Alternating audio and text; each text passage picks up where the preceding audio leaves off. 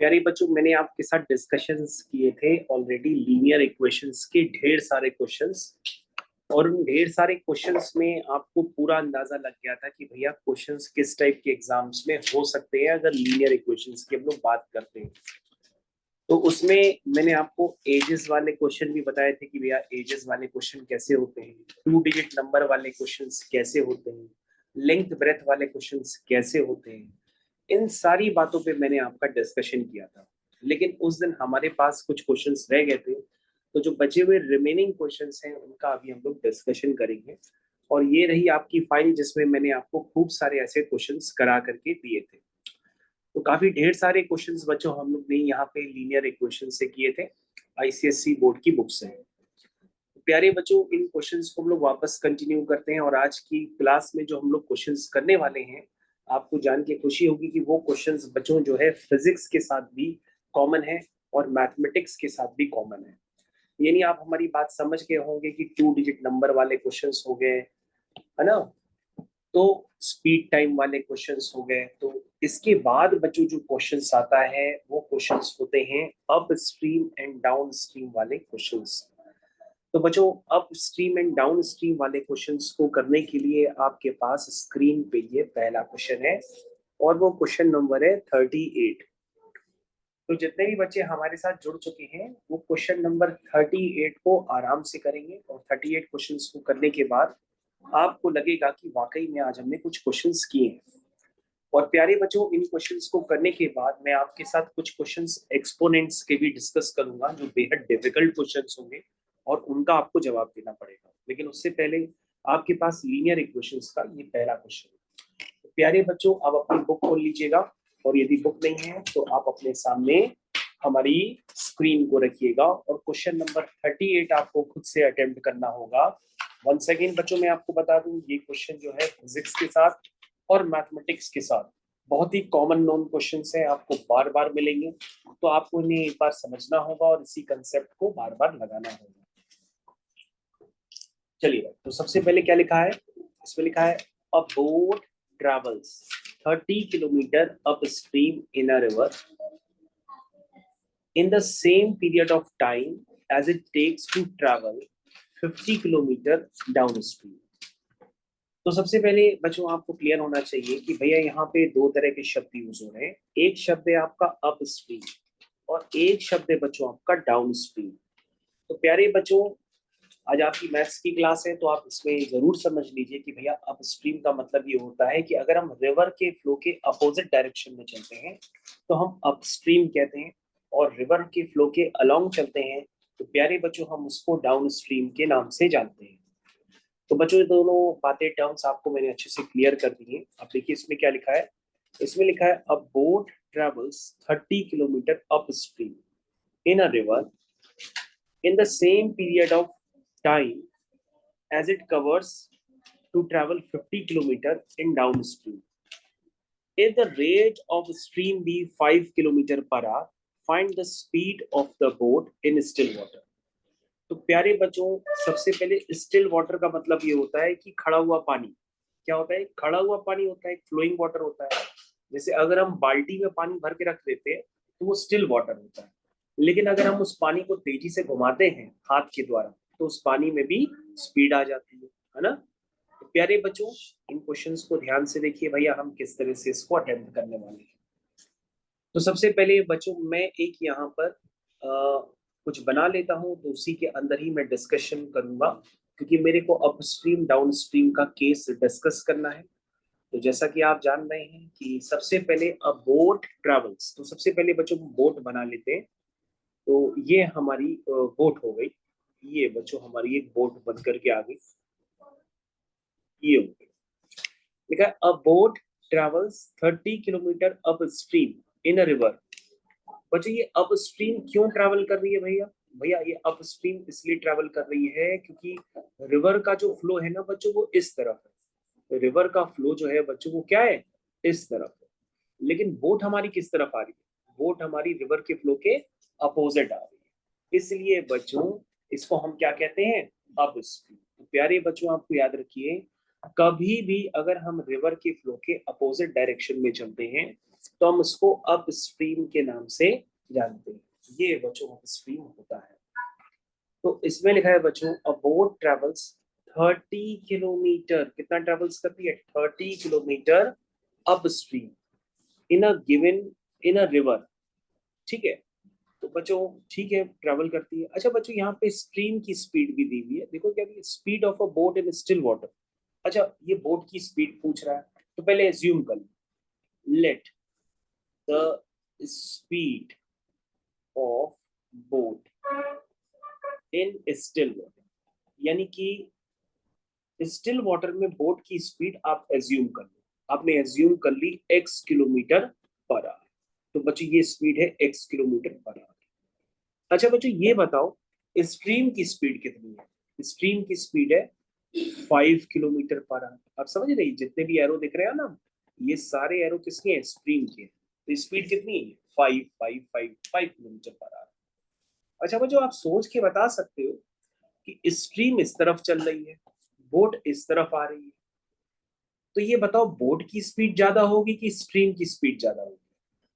तुम कहोगे sir boat की ज्यादा होगी, तभी तो बोट जो है पानी को काट करके इस तरफ आ रही है। बात समझो ना, अगर सर स्ट्रीम की ज्यादा हो बोट की कम हो, तो स्ट्रीम बोट को बहा ले जाएगी आगे की तरफ। ऐसा नहीं हो रहा है, बोट इस तरफ आ रही है, दैट मीन्स बोट की स्पीड ज्यादा होगी स्ट्रीम की स्पीड से। नहीं समझे? तभी तो बोट इसको काट करके इस तरफ ला रही है। तो दैट मीन्स बच्चों बोट की स्पीड यदि x है, स्ट्रीम की स्पीड यदि y है, तो दैट मीन्स आपको ये क्लियर होना चाहिए कि x की वैल्यू 5 से तो बड़ी है ना, क्योंकि स्पीड जो होगी बोट की जो कि x है वो स्ट्रीम की स्पीड से ज्यादा होगी। दैट मीन्स बोट की स्पीड यदि x है, स्ट्रीम की 5 है, तो x की वैल्यू बच्चों किससे बड़ी होगी? 5 से तो बड़ी होगी। ये बात तो क्लियर है। अगर बच्चों मैं आपसे पूछूं कि भाई बोट की x है, स्ट्रीम की 5 है, तो बोट की नेट स्पीड कितनी होगी? तो तुम कहोगे सर बोर्ड की इधर x है और स्ट्रीम उसमें से 5 कम कर देगा, तो उसकी नेट स्पीड कितनी होगी? x minus 5। तो बच्चों उसकी नेट स्पीड जो होगी ना, किसके रिस्पेक्ट में? स्ट्रीम के रिस्पेक्ट में, वो कितनी होगी? x minus 5 kilometre per hour. तो प्यारे बच्चों आपको ये पता होना चाहिए कि मैंने x एज्यूम जरूर किया है, लेकिन x स्पीड है बोट की स्टिल वाटर। लेकिन अगर मैं उसकी स्पीड किसके रिस्पेक्ट में पूछता हूँ, एक कौन से वाटर में जिसमें पास स्पीड है वो भी अपोजिट डायरेक्शन में 5 किलोमीटर पर आवर, तो इस बोर्ड की स्पीड इस रिवर के रिस्पेक्ट में कितनी हो जाएगी? x minus 5 kilometre per hour. ये बात सभी बच्चों को क्लियर है ना?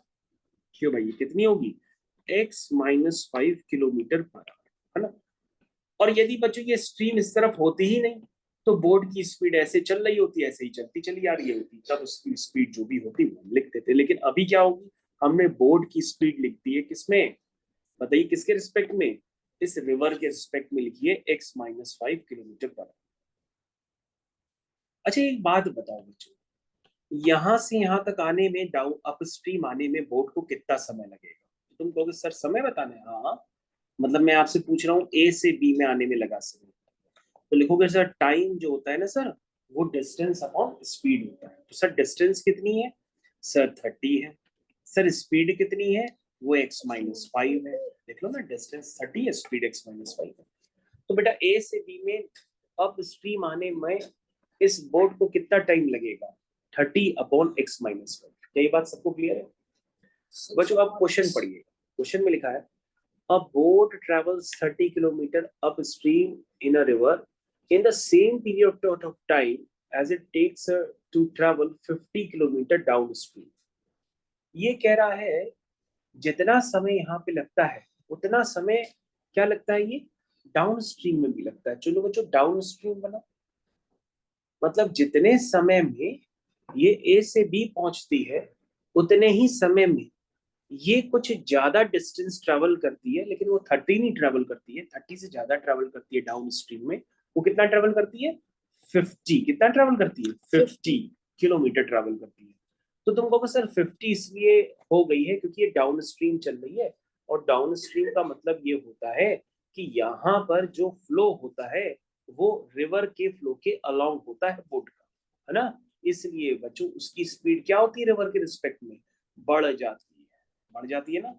यानी कि बच्चों अगर रिवर की 5 किलोमीटर पर आवर है और बोट की x किलोमीटर पर आवर है, तो अब बोट की रिवर के रिस्पेक्ट में कितनी हो जाएगी? भाई बोट की खुद तो x सही, लेकिन रिवर भी उसको पुश कर रही है, तो उसकी नेट स्पीड हो जाएगी x plus 5 kilometre per hour. तो बच्चों जब दोनों में डायरेक्शन सेम होता है तो उस केस को हम लोग क्या कहते हैं? डाउन स्ट्रीम कहते हैं। तो प्यारे बच्चों इसमें अप स्ट्रीम और डाउन स्ट्रीम का बड़ा ही इंपॉर्टेंस है। और बच्चों इस क्वेश्चन में यहाँ पर साफ साफ लिखा हुआ है, अगर आप ध्यान से देख रहे होंगे, इस क्वेश्चन में साफ साफ लिखा हुआ है कि a boat travels 30 kilometre upstream in a river in the same period of time as it takes to travel 50 kilometre downstream. है ना? समझ में आया? समझ में आया? चलिए भाई, if the rate of stream be 5 kilometre per hour, find the speed। अच्छा बच्चों, यहाँ पे इस वाली लाइन का बड़ा इंपॉर्टेंस है कि जितना समय वो अप स्ट्रीम में लेती है उतना ही समय वो किस में लेती है? डाउन स्ट्रीम में लेती है। दोनों में टाइम सेम। अच्छा बच्चों, यहाँ पे टाइम लगा कितना है डाउन स्ट्रीम में, जरा बता दीजिए। डाउन स्ट्रीम में टाइम लगा कितना है? 50 मिनट्स। हाँ, कितना लगा है टाइम? 50। मान लो वो बी से सी पहुंच जाती है, थोड़ी सी ज्यादा डिस्टेंस ट्रेवल करती है ना, अगर सेम कर रही होती तो बी से ए आ जाती, ज्यादा कर रही है 50 कर रही है, तो बी से सी पहुंचने में कितना टाइम लगेगा? सर टाइम होता है डिस्टेंस अपॉन स्पीड। सर ये लगेगा, हमने कहा 10। लेकिन बच्चों उसने पता है क्वेश्चन में क्या कहा? क्या है कि जितना टाइम उसको अपस्ट्रीम में लगता है उतना ही टाइम उसको डाउन स्ट्रीम में लगता है। बस डाउन स्ट्रीम में फर्क इतना पड़ता है कि वो डिस्टेंस ज्यादा ट्रेवल कर लेती है, 50 किलोमीटर। लिखा है ना, देखो क्वेश्चन में लिखा है सेम पीरियड ऑफ टाइम। लिखा है। तो बच्चों आप कहोगे कि दैट मीन्स जो ऊपर वाला टाइम है वो नीचे वाले टाइम के साथ क्या हो जाएगा? इक्वल हो जाएगा, क्योंकि क्वेश्चन में लिखा है इन the same period of time. वो भी सर इक्वल कर दिया। तो इक्वल करने के बाद आपको क्या दिखेगा कि भैया क्रॉस मल्टीप्लाई करें, लेकिन क्रॉस मल्टीप्लाई करने से पहले बच्चों ये जीरो से जीरो क्या होगा? कैंसिल हो जाएगा। तो ये हो जाएगा 3 times x plus 5 is equal to 5 times x minus 5। बच्चों ये समझ में आ गया? तो बच्चों ये हो गया 3x plus 3 5 15 is equal to 5x minus 25। That means ये हो गया बच्चों 15 plus 25 is equal to 5x minus 3x। 5 और 5 बच्चों 10 हो गया, 2 और 1 3 हो गया और 1 4 हो गया। ठीक है, इज इक्वल टू बच्चों ये 2x हो गया। तो दैट मीन्स बच्चों x की वैल्यू आ गई 40/2। 40/2 कितना होता है? 20। तो इसका मतलब आपका आंसर कितना आया कि भैया बोट की स्पीड स्टिल वाटर में कितनी है? 20 किलोमीटर पर आवर। तो प्यारे बच्चों आपको ये अप स्ट्रीम और डाउन स्ट्रीम का कंसेप्ट समझ में आना चाहिए। मैंने आपको आज एक बार बहुत देर तक समझाया है। आशा करते हैं कि आपके पास इस तरह के क्वेश्चंस कभी भी आएंगे तो आप डायग्राम के नोटेशंस को यूज करके क्वेश्चन को अच्छे से अच्छा करेंगे। ओके, तो ये वाला क्वेश्चन फाइनली आपका हो चुका है, तो मैं इसमें अब ज्यादा समय नहीं खराब करूंगा। नेक्स्ट क्वेश्चन बच्चों जो मैं आपको दे रहा हूँ वो सभी की रेंज में, वो बहुत ही कोई टफ क्वेश्चन नहीं है। तो क्वेश्चन नंबर बच्चों 39 है। पहले जिन जिनके पास बुक्स वगैरह है वो खुद से करें। 39 क्वेश्चन को मैं अभी आपके साथ डिस्कस भी करता हूँ। और जैसा कि मैंने आपसे वादा किया था कि कुछ क्वेश्चंस करने के बाद मैं आपको थोड़े से डिफिकल्ट क्वेश्चंस दूंगा एक्सपोनेंट्स, तो वो भी आपको कर देंगे।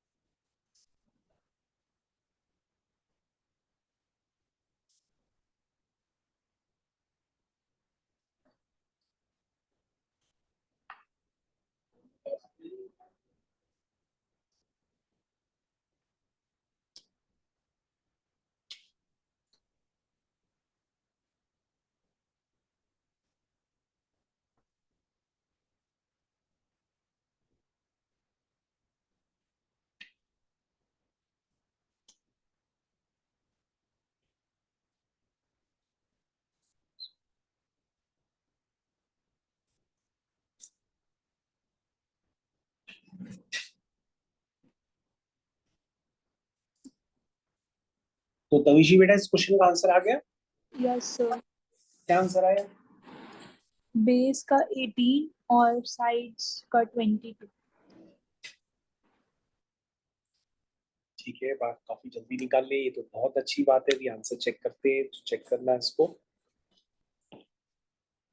तो प्यारी बच्चों, जैसा कि आप जानते हैं भी आंसर यहाँ पे कंफर्म हो चुका है, तो उस आंसर को एक बार हम लोग करके टैली भी करते हैं, और आ चुका है तो बहुत अच्छी बात है। चलिए भाई, नेक्स्ट क्वेश्चन।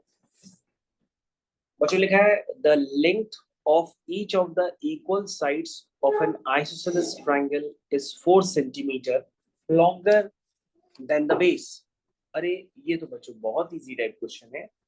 बच्चों आइसोसेलेस ट्रायंगल उसे कहते हैं जिसकी दो साइड्स इक्वल होती है। तो मैंने अज्यूम कर लिया भाई कि ये दोनों साइड्स आपस में क्या है बच्चों, इक्वल है। तो प्यारे बच्चों, ये आपके पास एक ट्रायंगल क्रिएट हो चुका है जिसमें दो साइड्स इक्वल होने की वजह से आप कहते हैं कि जो ए बी होगा वो ए सी के इक्वल होगा। ये चॉकलेट आपको भी हाँ, एक तविशी दीदी के लिए, तविशी ऑनलाइन बैठिए, कल आएगी तविशी दीदी।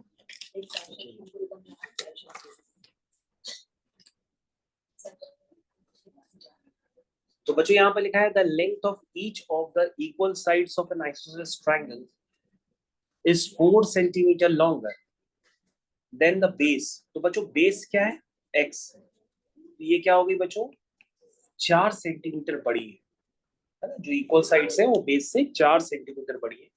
और बच्चों इसका जो पेरीमीटर है वो 62 है।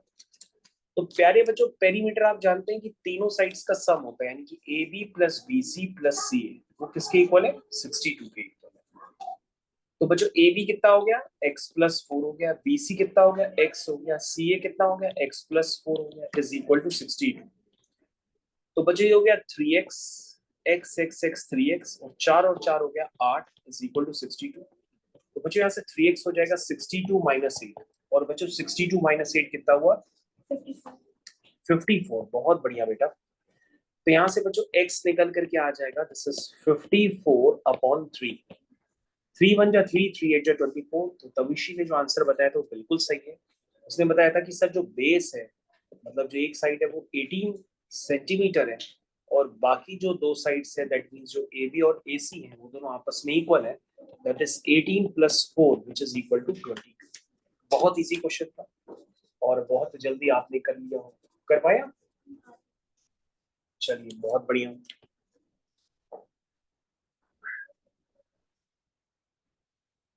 तो बच्चों इसके आगे क्वेश्चन थोड़े से इजी लग रहे हैं, ऐसे लग रहा है कि करें कि भी ना करें।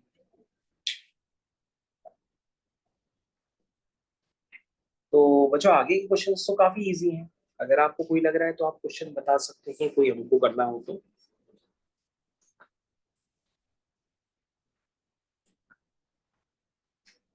तो बच्चों इनमें से अगर आप कोई क्वेश्चन करना चाहें तो आप हमको बता सकते हैं, उसमें से हम आपको वो क्वेश्चन करके दे देंगे। हम्म, ठीक है। तो बच्चों आपके पास जो स्क्रीन है इसमें जितने भी क्वेश्चंस आपको नजर आ रहे हैं मैं एज अ होमवर्क आपको दे दूंगा, तो आपको रिमेनिंग क्वेश्चंस करने होंगे, और जो क्वेश्चन आपको ना है वो आप मुझसे अलग से पूछ सकते हैं। प्यारे बच्चों, सबसे पहले हम लोग दूसरी फाइल ओपन करेंगे, और दूसरी फाइल ओपन करने से पहले हम इस वीडियो को अभी यहाँ पे ब्रेक कर देते हैं।